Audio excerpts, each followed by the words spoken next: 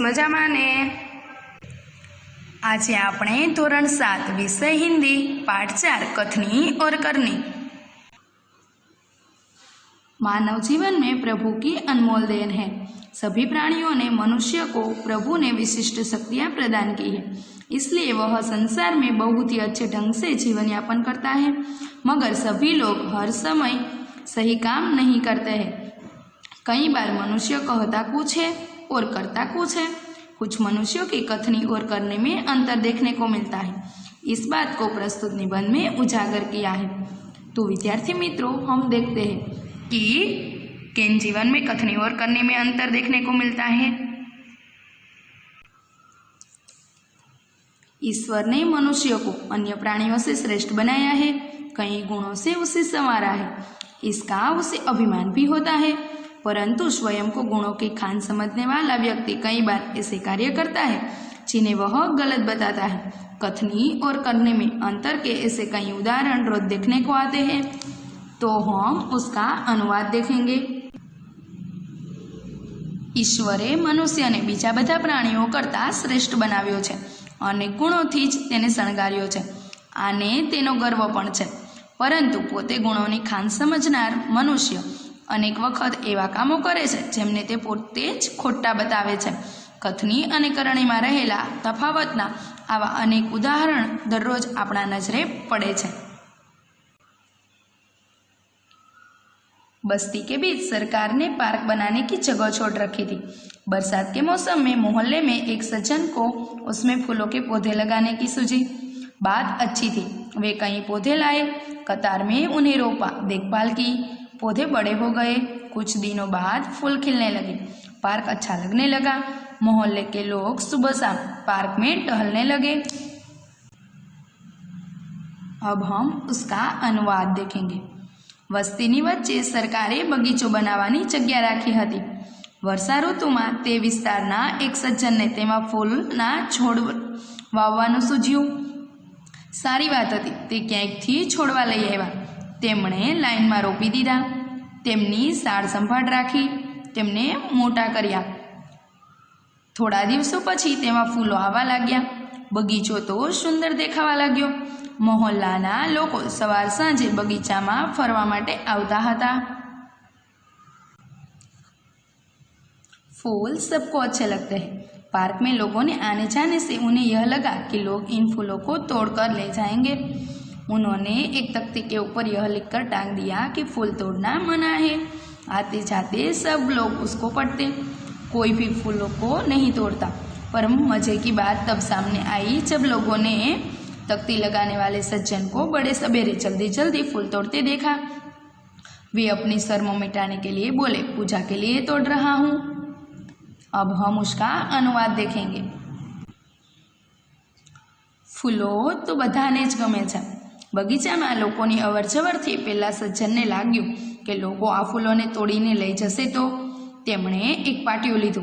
તેના ઉપર ફૂલ તોડવાની મનાઈ છે એવું લખીને તેને ટીંગાડી દીધું। આવતા જતા બધા જ લોકો તેને વાંચતા। કોઈ પણ ત્યાં ફૂલ તોડતું નહીં, પરંતુ નવાઈ ત્યારે લાગી કે જે સજ્જને પાટિયું લગાવ્યું હતું તે જ વ્યક્તિ વહેલી સવારે જલ્દી જલ્દી ફૂલો તોડતા હતા। તેઓ પોતાની શરમ છુપાવવા માટે બોલ્યા કે હું પૂજા માટે ફૂલ તોડી રહ્યો છું। તો વિદ્યાર્થી મિત્રો, અહીંયા એક ઉદાહરણ આપણે પૂરું કર્યું કે જેને ના પાડી હતી કે ફૂલ નહીં તોડવાના, તેને જ બગીચામાંથી ફૂલ તોડ્યા। એટલે એને કહ્યું પણ અલગ અને કર્યું પણ અલગ। એટલે એની કથની કरणीમાં અંતર હતું। આવું એક ઉદાહરણ જોયું। હવે આપણે જોઈએ બીજું ઉદાહરણ। बसों में लिखा होता है धूम्रपान करना निषेध है। एक बार यात्रा करते हुए देखा कि एक यात्री ने बीड़ी जलाई और पीने लगा। उसे देखकर कंडक्टर ने कहा, भाई साहब, बस में बीड़ी सिगारेट पीना मना है। उसने चलती बीड़ी खिड़की से बाहर फेंकवा दी।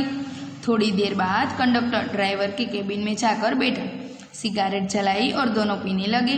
एक दूसरे यात्री ने कहा, यह देखा?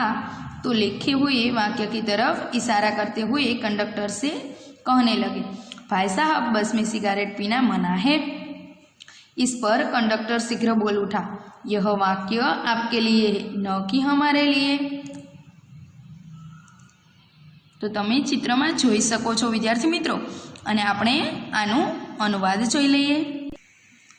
200માં લખ્યું હોય છે કે ધૂમ્રપાન કરવાની મનાઈ છે. એક વખત મુસાફરી કરતી વખતે જોયું કે એક મુસાફર બીડી સળગાવીને પીવા લાગ્યો. તેને જોઈને કંડક્ટરે કહ્યું, ભાઈ સાહેબ, બસમાં બીડી સિગારેટ પીવાની મનાઈ છે. તેણે સળગતી બીડી બારીમાંથી બહાર ફેંકાવી દીધી. થોડી વાર પછી કંડક્ટર ડ્રાઈવરની કેબિનમાં જઈને બેઠો. તેણે સિગારેટ સળગાવી અને બંને પીવા લાગ્યા. એકબીજા મુસાફરે આ જોયું અને લખેલા વાક્ય તરફ સંકેત એટલે ઇશારો કરતા કંડક્ટરને કહ્યું કે બસમાં સિગારેટ પીવાની મનાઈ છે. તે સાંભળીને કંડક્ટર એકદમ બોલી ઉઠ્યું, આ વાક્ય તો તમારા માટે છે, અમારા માટે નહીં. તો વિદ્યાર્થી મિત્રો, એક ઉદાહરણ આપણે અગાઉ જોયું હતું અને આ બીજું ઉદાહરણ હતું. હવે આપણે જોઈએ ત્રીજું ઉદાહરણ. एक व्यक्ति दुकान पर गया. स्कूटर दुकान के सामने खड़ा कर ही रहा था कि दुकानदार बोला, आप अपना स्कूटर वहाँ सामने वाहन रखने के स्थान पर खड़ा करके आइए.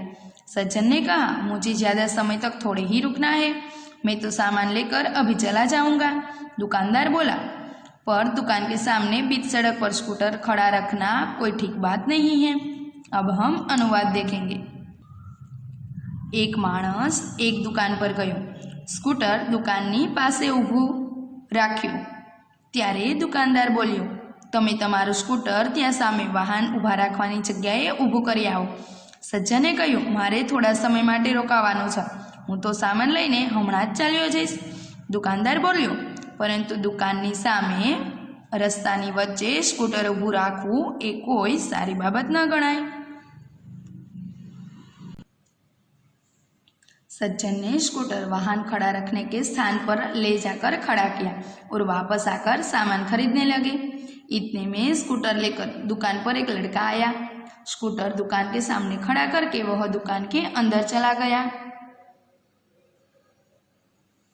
उस पर उस सज्जन ने दुकानदार से कहा, आपने इसे मना नहीं किया. वह बोला, यह तो मेरा बेटा है. कुछ लोग ऐसे भी होते हैं जो एक आदर्श की बात करते हैं, लेकिन जब उन्हें अपनाना पड़े तो वे आदर्श भूल जाते हैं. તેનું અનુવાદ જોઈએ. સજ્જને પોતાનું સ્કૂટર ઊભા રાખવાની જગ્યાએ લઈને તેને ઊભું રાખ્યું. પાછા આવીને તે સામાન ખરીદવા લાગ્યો. એટલામાં સ્કૂટર લઈને એક છોકરો દુકાન ઉપર આવ્યો. સ્કૂટર દુકાનની સામે ઊભું કરીને તે દુકાનમાં ચાલ્યો ગયો. આ જોઈને પેલા સજ્જને દુકાનદારને કહ્યું, તમે આને તો સ્કૂટર ઊભું રાખવાની ના ન પાડી. તે બોલ્યો, આ તો મારો દીકરો છે. માટે કેટલાક લોકો પણ એવા જ હોય છે વિદ્યાર્થી મિત્રો કે જે આદર્શની વાતો કરતા હોય છે, પણ જ્યારે પોતાને અપનાવવાનો હોય ત્યારે તે આદર્શ ભૂલી જાય છે. અહીંયા આ ઉદાહરણ પણ પૂર્ણ થયું. હવે આપણે આગળ હજી એક ઉદાહરણ જોઈએ. एक दिन एक सज्जन ने घेर उनके मित्र मिलने आए. दोनों मित्र बातचीत में मग्न थे कि किसी ने दरवाज़ा खटखटाया. उन्होंने खिड़की से झांक कर देखा. बाहर मकान मालिक खड़ा था, जो पिछले 4 माह का किराया मांगने बार बार आ रहा था. उन्होंने अपने बच्चे को समझाकर बाहर भेजा. जब बच्चा बाहर गया तो मकान मालिक ने उससे कहा, तुम्हारे पिताजी से कहो कि मैं मकान का किराया लेने आया हूँ. बच्चे ने तपाक के जवाब दिया. पिताजी ने कहा कि वे घर पर नहीं हैं. बच्चे की बात सुनकर मकान मालिक हंसने लगा. घर में बैठे मित्र के चेहरे पर भी मुस्कान आ गई, जिसे देखकर वे सज्जन पानी पानी हो गया. एक सज्जन ने अपने पोते को यह सिखाया था कि हमें कभी किसी काम को गलत ढंग से नहीं करना चाहिए, सदा अपनी बारी की प्रतीक्षा करनी चाहिए. तो हम उसका अनुवाद देखेंगे. एक દિવસ એક સજ્જનના ઘેર તેનો મિત્ર મળવા આવ્યો હતો. બંને મિત્રો વાતચીતમાં મગ્ન હતા. ત્યારે કોઈએ દરવાજો ખખડાવ્યો. તેમણે બારીમાંથી નજર કરીને જોયું તો બહાર મકાન માલિક ઊભો હતો. તે છેલ્લા 4 માસનું એટલે કે 4 મહિનાનું ભાડું માંગવા વારંવાર આવતો હતો. તે સજ્જને પોતાના બાળકને સમજાવીને બહાર મોકલ્યો. જ્યારે બાળક બહાર ગયો ત્યારે મકાન માલિકે તેને કહ્યું તારા પિતાજીને કહે કે હું મકાનનું ભાડું લેવા આવ્યો છું. બાળકે તરત જ જવાબ આપ્યો, પિતાજીએ કહ્યું છે કે તે ઘરમાં નથી. બાળકની આ વાત સાંભળીને મકાન માલિક હસવા લાગ્યા. ઘરમાં બેઠેલા મિત્રના મુખ પર પણ હાસ્ય આવી ગયું. તે જોઈને પેલો સજ્જન તો એકદમ શરમાઈ ગયો. અહીંયા આ ઉદાહરણ પૂર્ણ થાય છે. હવે આપણે એક નવું ઉદાહરણ જોઈએ. એક સજ્જને પોતાના પુત્ર એટલે દીકરાનો દીકરો તેને શીખવાડ્યું હતું કે આપણે કોઈ દિવસ કોઈ કામ ખોટી રીતે ન કરવું જોઈએ.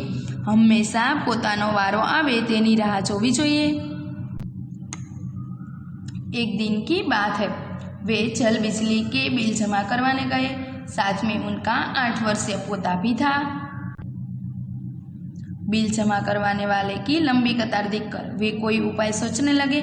उन्होंने खड़े हुए लोगों को ध्यान से देखा. आगे ही एक परिचित व्यक्ति खड़ा दिखाई दिया. वे तुरंत उसके पास गए और बोले, बेटा ये बिल तुम घर पर ही भूल आए, लो इसको भी जमा करवा दो. वह व्यक्ति कुछ बोले उससे पहले ही बिल व राशि उसके हाथ में थमा दी और एक तरफ जाकर खड़े हो गए. पोता बार बार कहने लगा, दादाजी लाइन में लगिए न. उसकी बात सुनकर लोग हंसने लगे. कई लोग ऐसे होते हैं जो आदर्श की बातें तो करते हैं पर उन्हें अपनाते नहीं. इस प्रकार का आचरण अच्छा नहीं होता. ऐसा आचरण करने वाले को कभी सम्मान नहीं मिलता. वे हंसी के पात्र बनते हैं. इसलिए हमें कथनी और करनी में सदैव समानता रखनी चाहिए. हो कथनी करनी एक समान, जग में मिलता तब सम्मान. अब हम अनुवाद देखेंगे. अनुवाद. एक દિવસની વાત છે. તેઓ નળ વીજળીનું બિલ ભરવા ગયા. સાથે તેમનો 8 વર્ષનો પુત્ર પણ સાથે હતો. બિલ ભરનારાઓની લાંબી લાઈન જોઈને તે કોઈ ઉપાય વિચારવા લાગ્યા. તેમણે ઊભેલા લોકોને ધ્યાનથી જોયા. આગળ જ એક પરિચિત વ્યક્તિ ઊભેલો જોયો. તે તરત જ તેની પાસે ગયા અને બોલ્યા, બેટા આ બિલ તું ઘરે જ ભૂલી આવ્યો છે, લે આ બિલ આ પણ ભરી દે. એ વ્યક્તિ કંઈ પણ બોલે એ પહેલાં બિલ અને પૈસા તેને આપી દીધા અને તે પોતે બાજુમાં જઈને ઊભા રહી ગયા. તેમનો પુત્ર વારંવાર કહેતો હતો, દાદાજી લાઈનમાં ઊભા રહો ને. તેની આ વાત સાંભળીને આજુબાજુના લોકો તો હસવા લાગ્યા. કેટલાય લોકો એવા હોય છે વિદ્યાર્થી મિત્રો, જે આદર્શની વાતો કરે છે પણ તેને અપનાવતા નથી. આવું આચરણ સારું ન કહેવાય.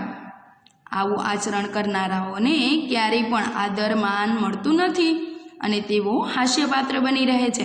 એટલા માટે આપણે કથની અને કરણીમાં હંમેશા એકતા રાખવી જોઈએ. હોય કથણી કરણી એક સમાન, જગતમાં ત્યારે મળે છે સન્માન. તો વિદ્યાર્થી મિત્રો ફરીથી એકવાર આપણે વાક્ય જોઈએ. હો કથની કરણી એક સમાન, જગ મેં મિલતા તબ સન્માન. તો વિદ્યાર્થી મિત્રો તમારે તમારા જીવનમાં